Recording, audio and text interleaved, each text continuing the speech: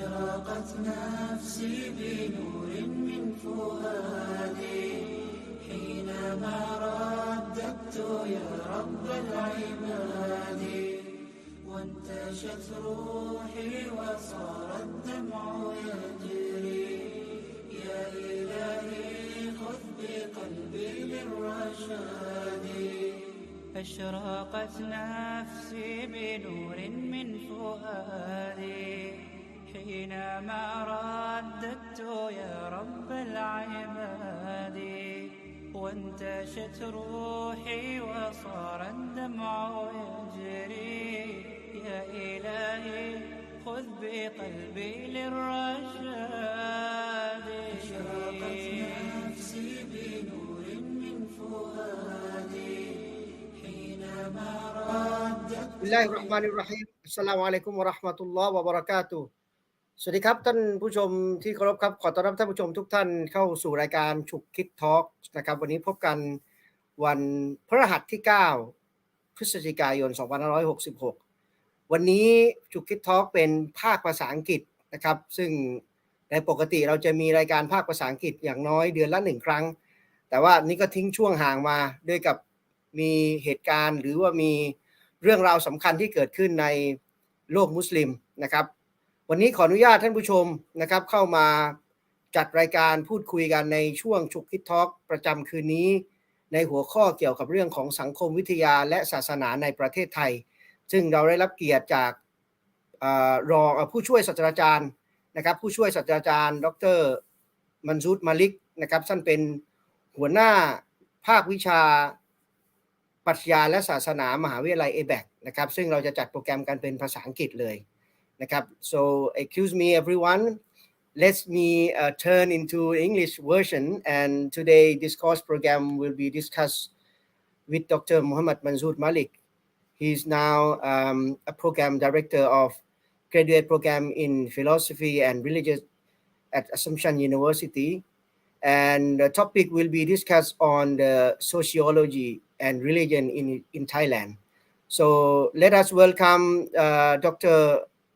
Manzoor Malik and my co-MC คุณนัดนานซาลีขอท่านผู้ชมพบกับวิทยากรนะครับที่จะมาร่วมพูดคุยกับเราวันนี้เลยครับอัสสลามุอะลัยกุมวะเราะห์มะตุลลอฮ์วะบะเราะกาตุฮ์ Walaikum assalam wa rahmatullahi wa barakatuh. First of all, I would like to thank you, Assistant Professor Dr. Manzoor Malik, for your kind joining our program today. And we have been waiting for your precious time to join us a long time ago. And Alhamdulillah, by the grace of Allah, today you have, Alhamdulillah, joined us. And we expect that we and the audience at home will benefit from the discourse program today from you and your experience as well as your knowledge, inshallah. We have Brother Adnan as a co-MC today. So in the beginning, before Brother Adnan will have some more questions about the topic that we're going to discuss today, I would like to start the first question to you. Is it definitely regarding the sociology and religion in Thailand? What or how can you explain the sociology and religion in Thailand as far as this term is concerned? Please, Dr. Manzoor Malik.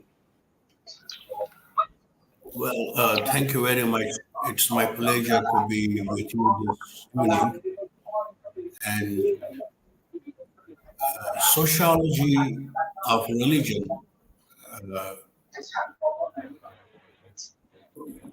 Brother Feroz, I hear some sound coming. Why is this sound coming? I think someone maybe from you. You have you turn on your speaker?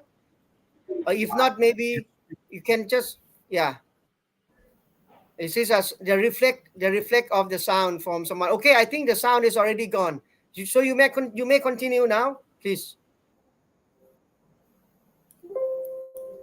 Okay, thank you very much. Sociology of religion, when we talk about it in academia, in the academic study of religion, sociology is about first to understand sociology. Sociology is about patterns. We have a pattern, like in society in which we live, things are connected, institutions are connected. That relationship is what we discuss in sociology. So, what is the relationship between, let's say, politics and religion, politics and economy, education and culture? These are relationships. And how these things affect each other. What is the nature of relationship? That's what's called sociology. And sociology of religion, when we discuss, we look at society and religion. What is the connection? What is the pattern? What is the relationship between religion and society? Society is made of social institutions, let's say political institutions, educational institutions, economical institutions, cultural institutions. And then on the other hand, we have religion. So what is the relationship? What is the connection between these two? How religion affects social institutions, and how, in turn, social institutions affect religion. What is the influence of religion on social institutions, on economy, on banking, on finance, on medical practices, and on our marriage customs, our culture, and on the other hand, how this society, which is also a dynamic world because society changes all the time, and how this society also affects religion, influences religion. That is what we know as sociology of religion. I see. So in Thailand, as you mentioned in the end about Thailand, so no place in the world is without it. Thailand is a dominantly a Buddhist country, and where other minorities also live. Muslim Islam is there, and by the grace of God, all religions here in this country come under the direct protection and patronage of His Majesty the King, and all respected. So, of course, there is a dynamic in this country between religion and society, between Buddhism and society, between Islam and society, and that is in Thailand as well, because it is an Eastern country, an Asian country. Our cultural values, which come from religion, actually are very strong. Therefore, sociology of religion is very much alive in Thailand as well. So, Dr. Manzoor, it seemed like sociology and religion, especially in Thailand, it is not able to separate it. I mean, apart. It has to be all the time together. And you explained the meaning of sociology and religion in Thailand, and you have already touched also with the politics, with the finance, with the economic, with everything. It seemed like the sociology and religion, especially in Thailand, it is a kind of integrated with everything, with every aspect that people who are living in the country as well as in the society cannot separate himself from the so-called sociology or the religions. Kun Adnan, do you have any question before we go deep into the detail about maybe the importance of the so-called sociology and religion, or maybe the issues, because there are a lot of issues that we want to discuss today as well. So I just want to pass it to you if you have any other question before we go deep into some other detail, please. Brother Adnan. You may unmute the microphone, please. Okay. Can you hear me? Okay. Yes, I would like to know how Professor Manzoor, in your view, how does Islam influence the social structure and value in Thai society? Thank you very much. In Thai society, as I have seen myself, but in sociology of religion or in religious studies, we have a term called insiders and outsiders. So, what is the insider perspective? What is the outsider perspective? Since you are Thai people, you know much better than me how is the dynamics of Islam in Thailand. But as an outsider to Thailand, to the culture, to the country, and to all those areas in Thai society, I have a view about how there is this influence of Islam in Thai society. Let's talk about some big things first. As I said, the sociology of religion, it is the connection, it's the relationship between religion and the social institutions. We see, let's say, first example would be Islamic banking and finance. Islamic banking and finance, it is a big topic in sociology of religion. That what is the connection between banking, what is the connection between economy and religion? On this, there were two great people who had big thoughts and philosophies. Let's say Karl Marx. Karl Marx said that religion is nothing. It comes from society, from economy. So it comes from how we supply and how we produce. On the other hand was Max Weber. Max Weber showed the influence of religion, how it developed mostly capitalism in the West. Then we talk about Islamic banking. We see it more clearly, the relationship between Islam and banking system. Banking system is a social institution. It's created by society. So we see the direct relationship between religion, how it affects banking, its products, its financial products. And that is one example, big example of the relationship in Thailand. There is also, let's say, food industry in Thailand, what we call as halal food industry. Food industry is also a social institution. These are companies, corporations, and suppliers, but how the religion affects it. It's in the West also like kosher, like Jewish food. In the Western countries, they sell Jewish food. But in Islamic countries or countries where Muslims are minorities, they have, especially in Thailand, this privilege, and it's very much supported by Thai government and Thai institutions that there should be halal food industry, and it's supported by government that more and more could be exported to Muslim countries in the Middle East, and that's a good thing for Thai Muslims. And this is also a relationship between religion and society. On the other hand, we have educational institutions in Thailand.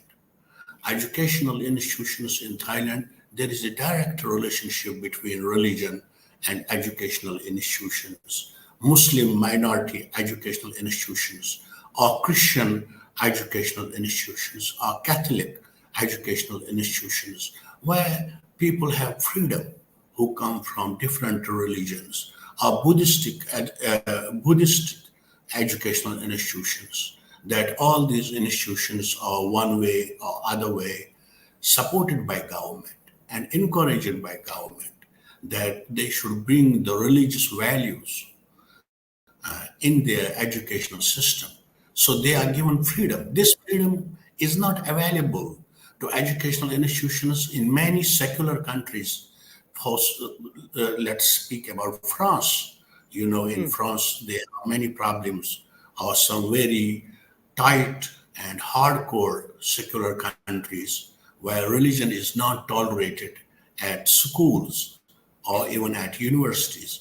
But we see in Thailand, speaking about Thailand, there is a direct relationship between religion and society. But there is one thing, that the influence of religion on social structures, it can be less, it can be more. In the same way, the social institutions, the way they affect or influence or have impact on religion or religious practices or religious people or religious behavior can vary also. It can be less, it can be more. In different times, it can fluctuate. So that is the dynamics which we are caught. So I hope I think this already explained more about the relationship between the sociology and the religion in Thailand, and you have explained and pretty much clear that the relationship between the sociology and religion in Thailand is not only in Islamic aspect or in Islamic religions, but also in Christianity as well as in Buddhism. And we found that the example that you have mentioned about the Islamic bank or the financiers, which is related to religions. So I believe that the explanation or the example you have mentioned is also we have to look back. We have to go back to the principle of that religions as well, because in some particular religions, for the example, like we are talking about the Buddhism, we are living in as a minority. A Muslim is a minority in Thailand, because the majority people living in this country, they are Buddhism. But so far as Buddhism is concerned, we haven't heard about Buddhism Bank, because maybe if we go back to the principle of the teaching of Buddhism, we may not have, or there might be no any doctrine which is saying about banking system in Buddhism. But in Islam, we found that there's a lot of banking or Islamic bank in many countries, as well as the most especially in the Middle East. So I believe that we have to understand the doctrine of each and every religion before we can explain, or we can come up with some a good model of that particular institution, or maybe something like school or university. We see a lot of Buddhist. There are a Buddhist university. There are Christian university in Thailand, and definitely, as per Dr. You mentioned about that, there are also very good support from the government side as well as this, especially this Buddhist university. So far as this topic is concerned, Doctor, do you see any issue about sociology and religion in Thailand?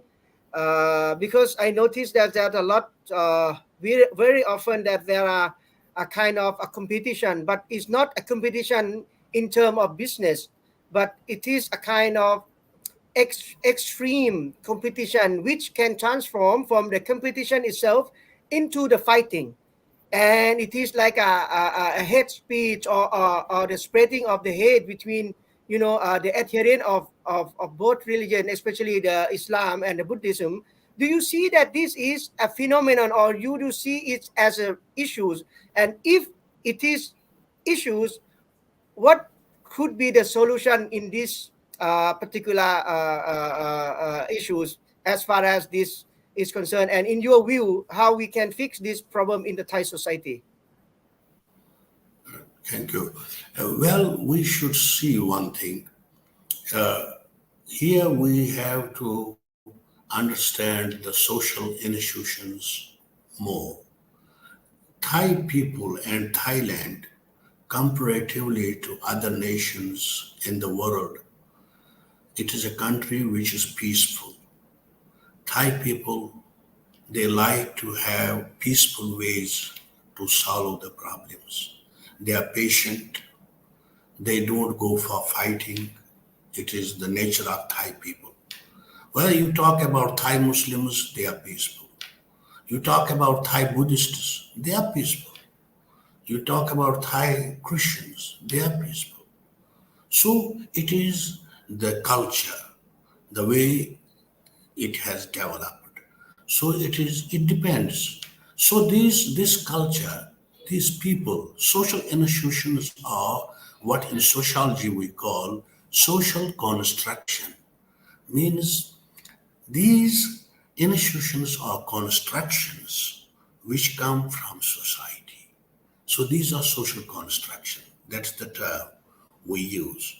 Then there is a relationship between religion and this social construction, which is education, which is politics, which is law and order, which is our neighborhood, which is our society, which is our marketplace, which is our politics. Since the social construction is basically peaceful, people are peace-loving, people want solution to problems without going to fight or kill each other over things, what we can see in many countries. There are countries where Buddhists are not peaceful. There are countries where Muslims are not peaceful. There are countries where Christians are not peaceful.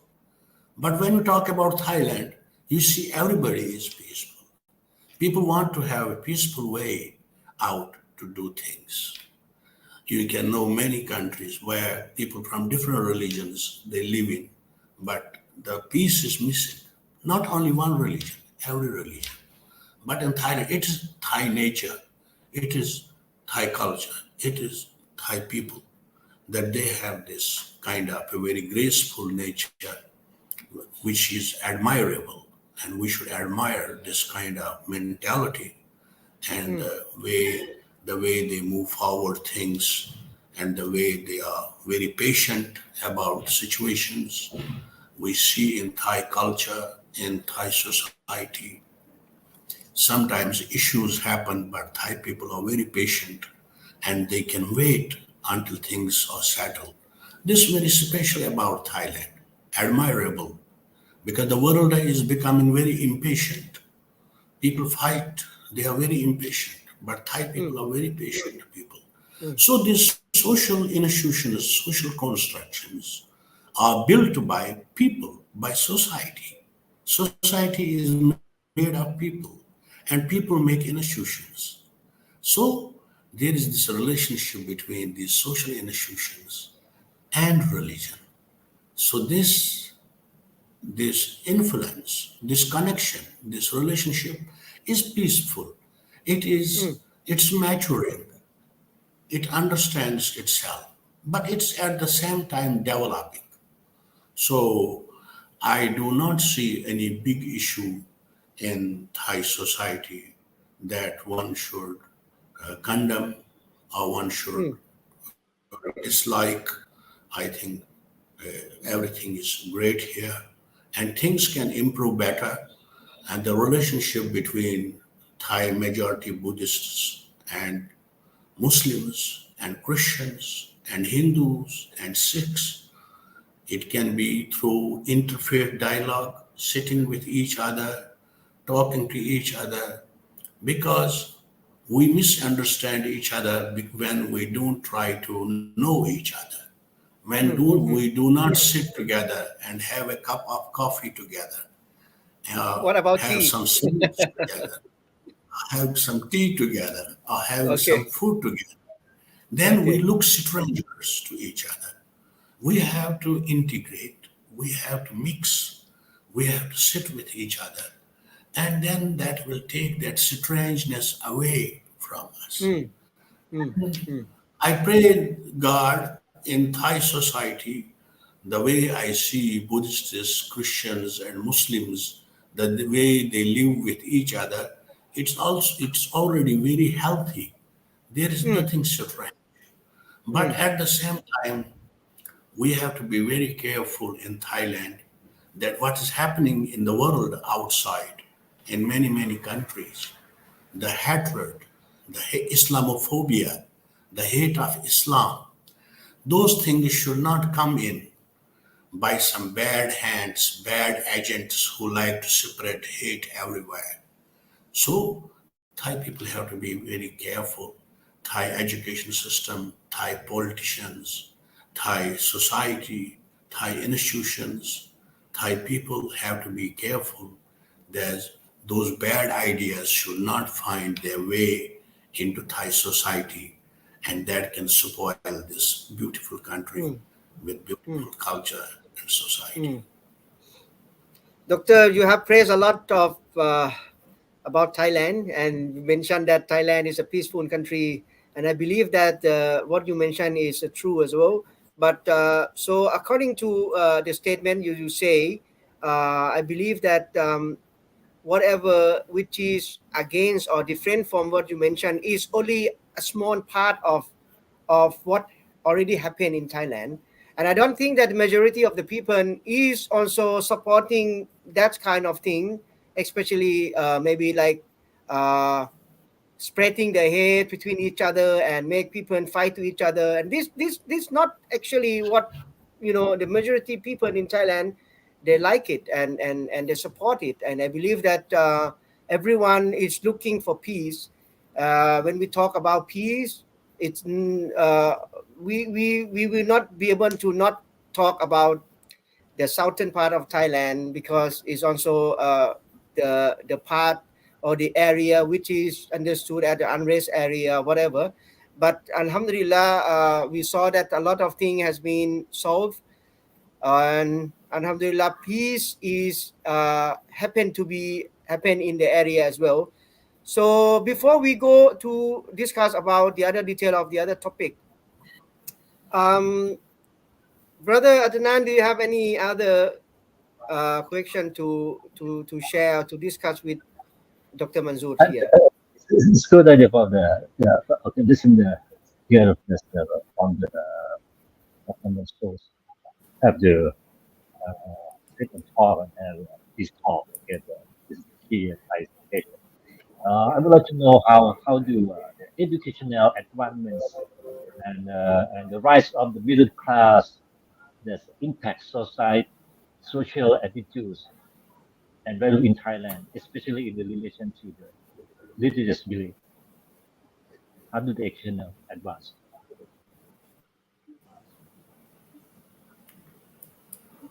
Thank you very much. I hope I heard you clearly and your question, because the sound was coming. You were saying the middle class. Okay, right. Yeah, Okay. I asked how do the educational advancement and the rise of the middle class impact society attitudes and value in Thailand, especially in relation to the religious beliefs. Well, in Thailand, as I said in the beginning, that the relationship between society and religion is kind of which is in dynamics.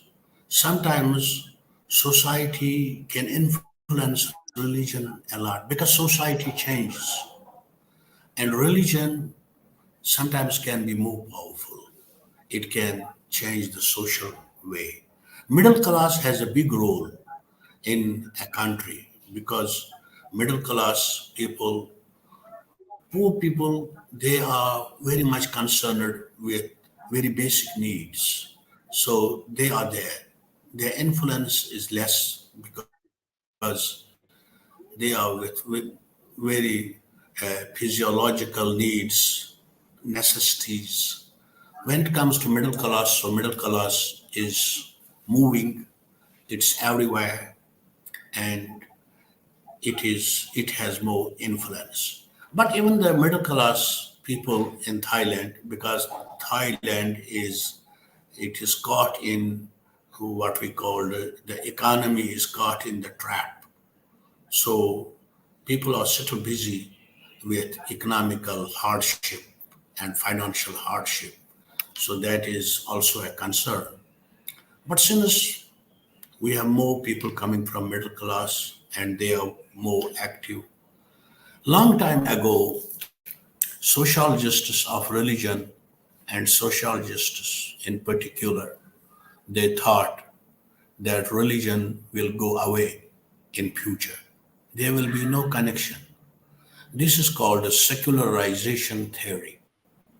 According to secularization theory, in 1960s and 1970s, many people believed that in coming time, religion will disappear. But what we see now, they have changed their mind. They say now it is not like that. The religion is back. Religion is back. Religion, there is a revival of religion. In every part of the world, let's say India, there is BJP, which is a Hindu party that's in power. Before, there were secular parties. Now this is Hindu power. And we see in Islamic countries, Muslims demanding political Islam, like they want Sharia law implemented. So religion comes back. In South America, Christians, they want religion in the society. In America itself, religion is very, very powerful in American society and even in politics. So in Thailand, even in Buddhist country, where Buddhists, let's say in Myanmar, in Sri Lanka, these countries, where Buddhism was very far from politics and they did not discuss. But we see that they are coming close, let's say in neighboring countries. They want Buddhism to be more dominant in the state, in state policies. So since our governments are made by middle class and they are very influential, and that reflects in the government, that reflects in our policies, that reflects in our media, that reflects in our social structures and institutions we build. So in Thailand, this connection between society, the middle class society, and religion, it has not gone away. It did not become victim of the secularization theory. Religion is very much there in Thai people. Let's say when we see in secularization theory, people used to talk about church attendance. People used to talk about charity. People used to talk about rituals. People used to talk about religious customs, that it is declining, it is going down, it is disappearing. But now we see increase in these things. Thai people, let's say middle class Thai people, settle, they go to temples, they go to, and they give good donation to religious institutions. So in their own way, they practice because religions also go through a lot of change. The way religion is expressed, it is not expressed in one way all the time. Before, in old time, rituals were very long, but then rituals become very short. It is because they have modified the it. society in They have which we are modified it, caught. made it as per the context of the society. So we have to get along with the society. So the interpretation of religion should also accept social changes and how to understand ourselves as religious people.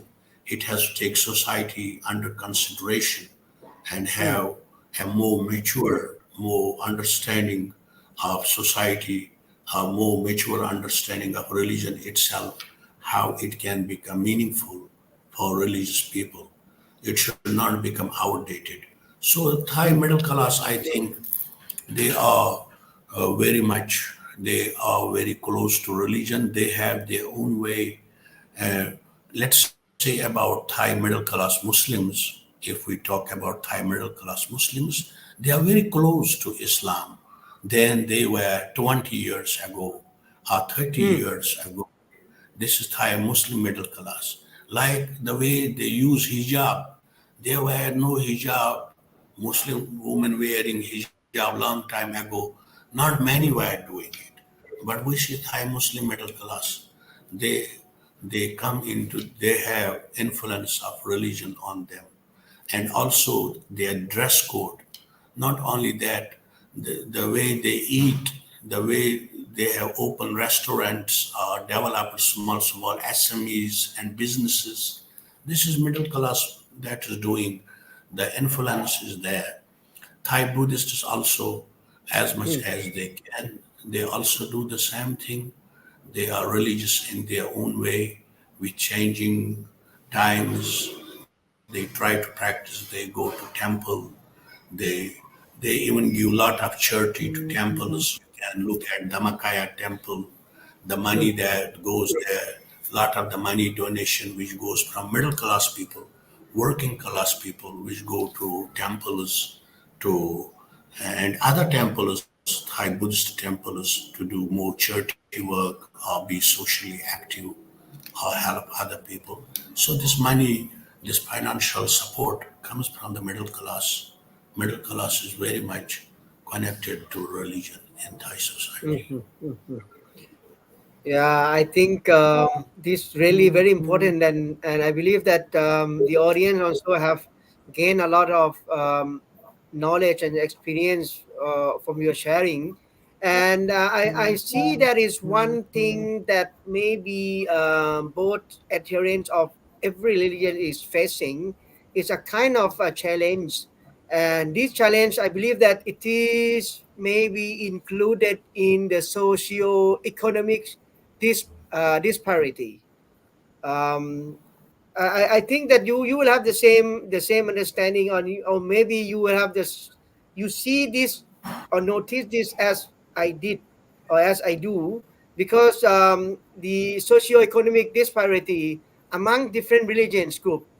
Let's say, for the example, like how can we ensure that there is an equal of the assessment into the education, especially if we're talking about, you're talking that, well, we have the institute, we have the social institution, we have university belong to each and every religions, but accessing of student into university, on the other hand, we can say that, okay, it's based on potential, based on the capability of the student. But we see that we are living in the society, so there are classes, even though it's not very much obvious like in some country, but definitely there is like a classes, and these classes is maybe differentiate, or maybe it's separated itself by its own nature, its own there is its own dynamic. So how can do you see the same problem as I see, and what is the better solution for this disparity or inequality in the society that that the adherent of the religions is facing at this stage of time? Well, we have to understand one thing. You touched the economy and you touched the society and how it divides people and helps some people to get access to some privileges, and also does not help many who should have access to those privileges. So economic systems in the world, and they are very much at the roots of our social structures, are actually two types. One is what we call as capitalism, and the second one we call as communism. But in our time, we do not have many countries that are purely capitalistic. Or we don't have many countries that are purely communist. The most countries in the world have mixed economy.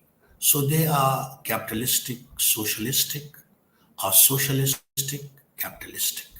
Somewhere, socialism is more powerful and capitalism is less powerful, but they cannot live without each other.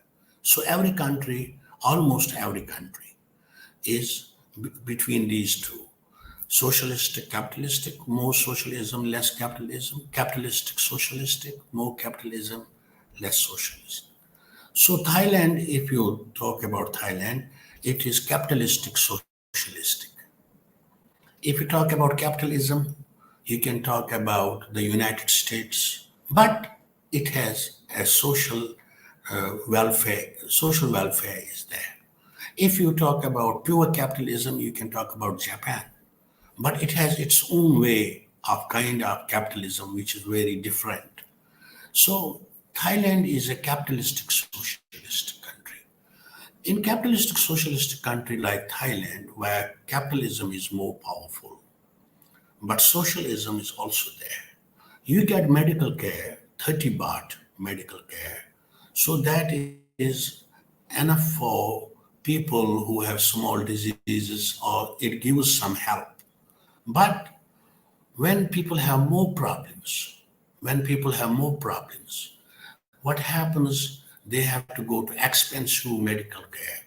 And that is only done by capitalistic institutions, and they need to have their money for that. You talk about education. The basic education in Thailand is free for people to go and study because it is the socialistic factor in Thai society. The world is like that. Like the government cannot pay for everybody or for everything. And people also cannot afford. This is the reality of socio-economic reality in which we live. And in Thailand, I think in Thailand, people need to think more about how to help society, how to help poor people, how to help people who do not have privileges. In Thai society, there are many people who are poor. And according to research, many Thai people in Thailand, they make money, but they live hand to mouth. They cannot save money. Just what they make, they spend, and they do not have savings. So, and then there's another problem in Thai society is the consumer culture, because people like to consume more. If you go to Thai department stores, you see people carrying bags. People like to spend more money. So that is also, we need to get our habits, buying habits, consuming habits under control. And that could be done by educational system. It could be done by religious preachers. It can be done by social activists. That we need to realize that we should not spend more than we have. On the other hand, the politics, the government has to come for affirmative action. Affirmative action is in politics, that is to help those who do not have privilege, to help those who do not have enough. So there is a need and there is a space for more social welfare in Thai society, and it should be done that way. Now, in terms of Muslims, I would like to point out that when we come to Muslims, you can get some benefits from government, of course, you can get those benefits. You have your earning, of course, but Thai Muslims need to centralize zakat system in Thailand. The zakat system in Thailand, we talk about Islamic banking, we should also talk about zakat. To collect this money, which is 2.5% from the people who afford to pay, who have enough, and they have to pay that much money. According to Islam, it is a charity. It is not only in Islam, but it is in every religion. They pay some amount for these good purposes. And in some religions, they pay more than that. So, but in Thailand, we can see Thai people are very generous. And when I look at endowments, like the Buddhist churches, Buddhist temples, how much land they get, how many temples they get, how much support they get, means Thai people like to give. Thai people like to give. If you look at Catholics in Thailand or Christian institutions, there are many people who have given so much land, so much property to institutions in Thailand, Christian institutions. They are giving. And if you look at Muslims, they have done the same. Many Muslims have given so much for Muslim society, to Muslim society. But in Islam, let's speak, especially, we have a zakat system. And this zakat system, it has 8 ways to spend.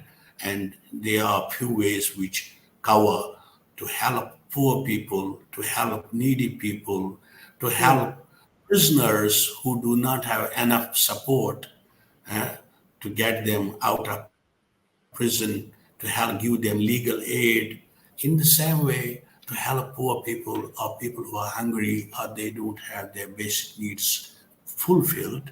So Muslims need to think in this area how we can develop the zakat system, and that money can go to society and can help those people who are needy. And the government needs to think about more social welfare, how the government can help poor people in this country. Yeah, Doctor, I think pretty much clear about your explanation in terms of the socio-economy and the disparity amongst the people in Thailand. And I believe that this has become very, like a hot issue, or maybe it is a very important agenda for the Thai government to talk about the disparity and how the government can solve this problem. And there is a question from audience, brother Muhammad Fahim. He is asking that, do you think there is a challenge to a multicultural cultural society in religion or other aspect of cultures like language and custom, education, attainment difference, something like this? So I believe that you have already explained, and it is already pretty much confined on these aspects as well. And I have a question again, and I'm not so sure whether it is appropriate for me to ask this question or not. But as far as the religious or Islam is concerned, I noticed that Muslim or many Muslim in some area, they understood that Islam as a religion is separated from the society, not by theory, not by understanding, but not by the conception, but it's by practical. They maybe understood that, okay, we should live with people, different belief, different religions peacefully. We could have the harmony with amongst different people in same society, and we noticed that this happened long times ago, like 50 years back, and we live like peacefully. There is some of them, even me myself has a friend, my friend is monk, and a lot of friends, we used to be a student in the same university. He's dressing as a monk who would come to study in the same university, and I am a layman sitting down close to him. And this happened everywhere in Thailand. But I noticed that some Muslim, they think that Islam is specific a relationship between God and human being, and it is understood that it is only confined in some specific area.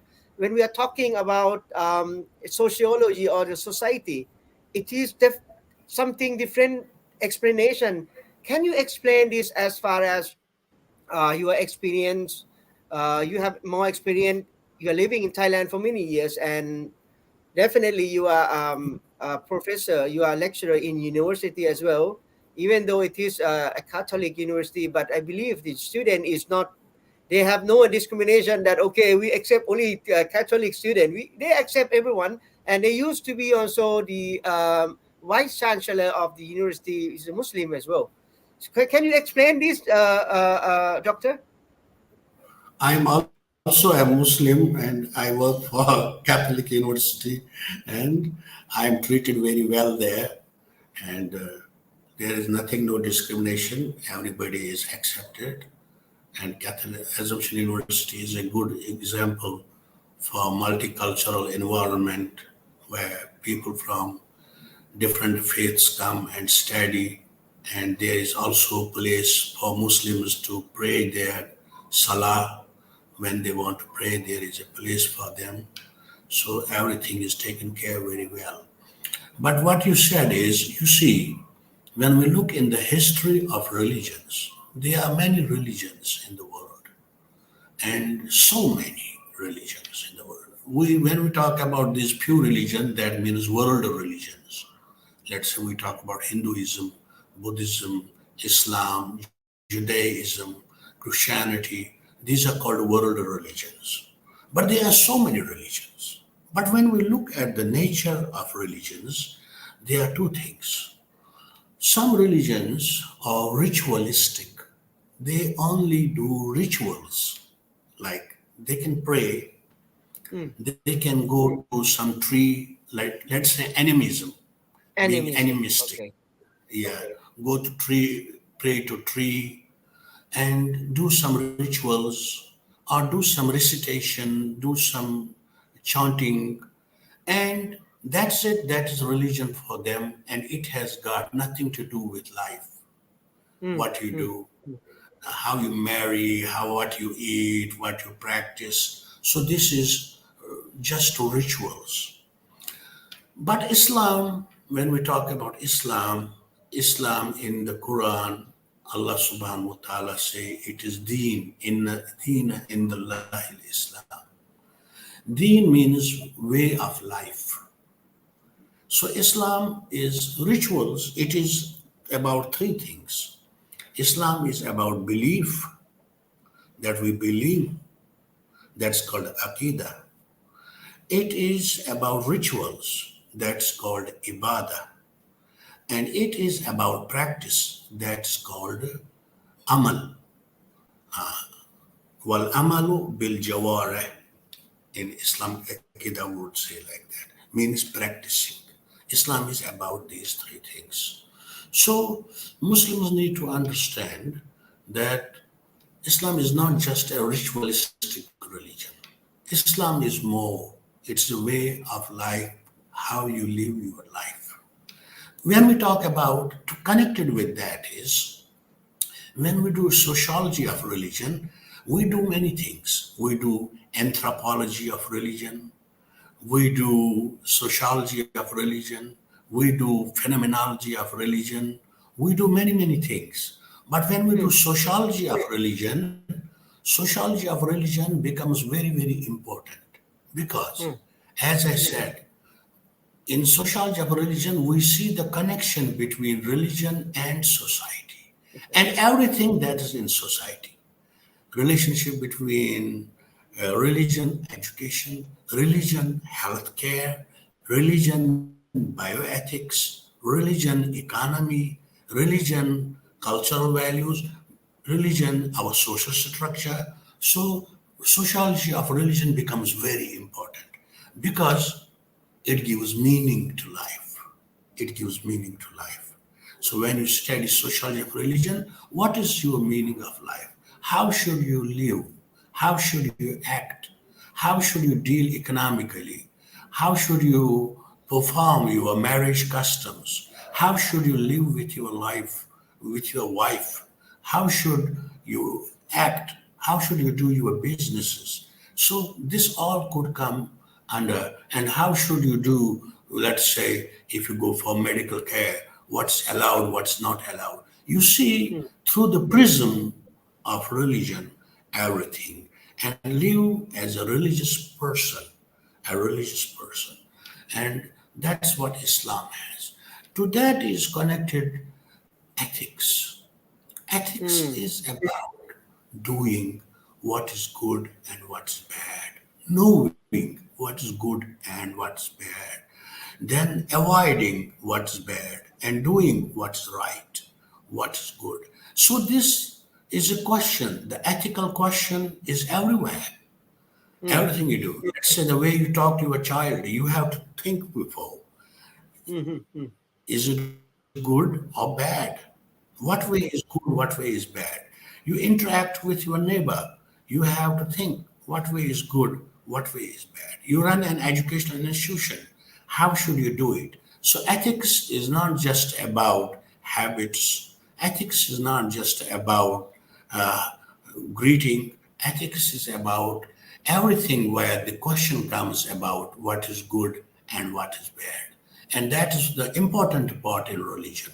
And fortunately, all religions in the world, if you want to find one central point, one point that can bring every religion together in the world, that's ethics.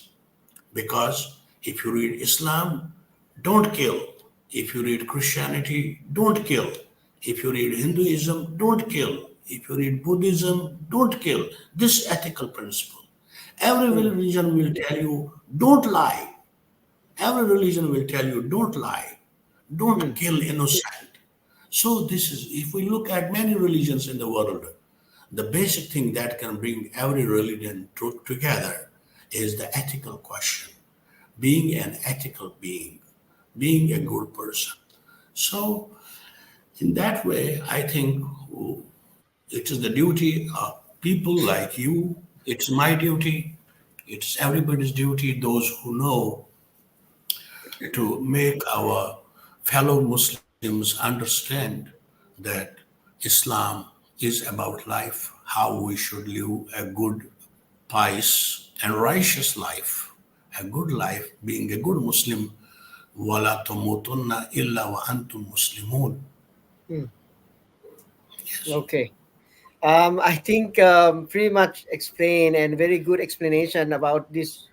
And I noticed that Brother Adnan has maybe a curious about the when doctors explain about if you talk, if you ask, if you look into in each and every religion, you will find that the doctrine of each and every religion tell you about the ethics and the important and the principle of the ethics, which is definitely including into many like a good and very big thing, like don't kill life, don't kill people. And doctor mentioned many religions, but doctor didn't mention about the Judaism. So I have a curious that as far as the Of the course, far I have, in the world. I have written paper about the instrumentality of religion for world peace. The name is like that. It is published in Turkey. And I have also talked about Judaism. If you look at the Bible, Old Testament, what we call the Tanakh, Tahura, and I have studied it and I have given many quotations from the Bible that even in Judaism, it is about peace. It is about love. Why not? Because we Muslims believe. We believe in Tahura. We believe in Taurat. That is the book revealed by God to Prophet Moses. But things are politicized. Now, things are politicized in every country.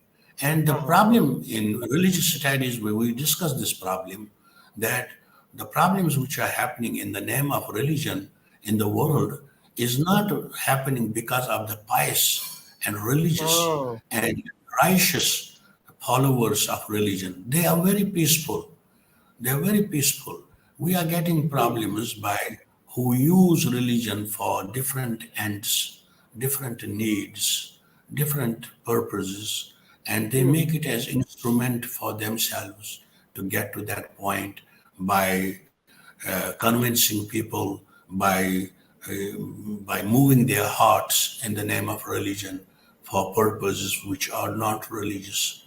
Of course, Ahlul Kitab were the followers of Moses, followers of Jesus, followers of Muhammad sallallahu alaihi wasallam.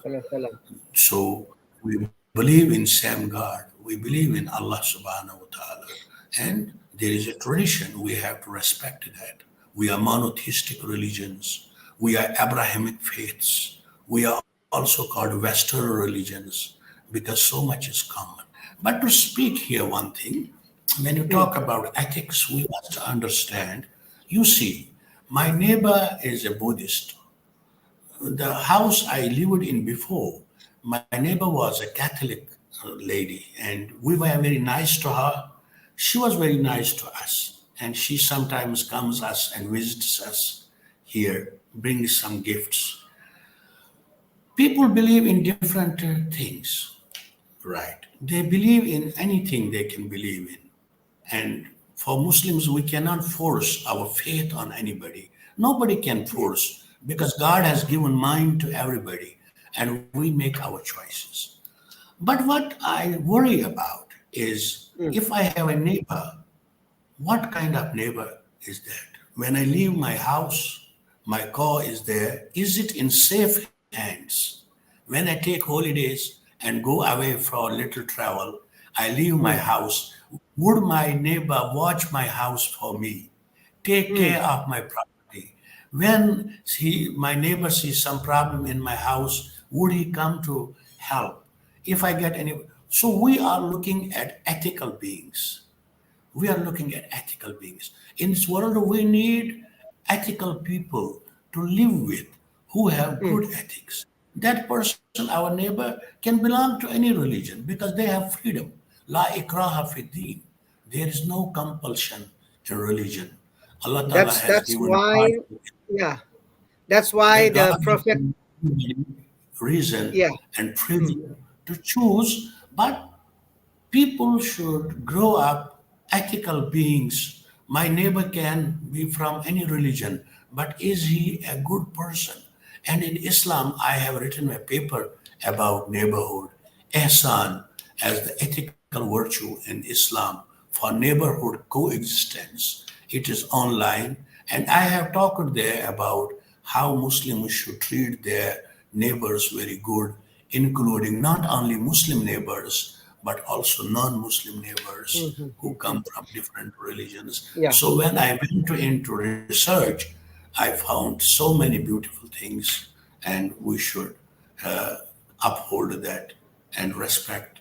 If we are good religious people, then we should take the teachings of our religion seriously and try to actualize in our life and realize them in a concrete form in our behavior and in our practice. So we should think about that. We should treat people with dignity. وَلَقَدْ كَرَّمْنَا بَنِي آدَمَ. Allah Ta'ala says in the Quran, I have given dignity to every child of Adam. We believe we come from Adam. Every child. وَلَقَدْ كَرَّمْنَا بَنِي آدَمَ. We should respect human beings. They are human beings and they have dignity. This dignity is given by Allah subhanahu wa ta'ala, by God. We should respect that dignity. People have freedom, people have mind. It is given by God. So they have it, they use their mind. But all we think about is how to be good ethical beings. Am I good to my Buddhist neighbor? Am I good to my Christian neighbor? Is my Christian neighbor good to me? These are the things. That's why I talk about ethics in religions. We have to go do something about it. We must make ourselves, our Muslim brothers, realize that this is what our religion teaches us, how to behave with others. And people in Buddhism, in Christianity, in other religions should do the same. That the question before was about multiculturalism. Thailand is a multicultural country. And for that, interfaith dialogue is good, sitting together is good, making a plan is good, and teaching our people is good how to become very dignified people and how to respect the dignity of others, how to be pious, righteous, non-harming, but helping others in many ways. Brother Adnan, I try to understand that the topic and the key message from what Brother Dr. Manzoor has explained, and I found that there is a very important key message when we have to hold a meeting or we hold a peace process in any particular circumstance. But one topic has to be input or has to be added is religious. So because I believe that if we go back into the teaching and the doctrine of each and every religion, we'll find that each and every religion we'll talk about peace. So when we have any problem, a kind of a conflict, and we want to go for a peace process, So the doctrine or the teaching of the religion has to be brought in, so that we can have an exchange of first thing is a faith, belief, and a practice that has to be also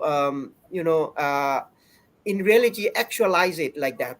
And as doctors mentioned about the neighborhood and the importance of the neighborhood, and he also has given us an example that he used to have a neighbor for as a Buddhist and also the Catholics. And in Islam, I believe that there is the teaching of the Prophet Muhammad SAW saying that you should find a good neighbor before you're going to build a house. Utlubut jar qabla dar. You have to find a good neighbor before you're going to create a house.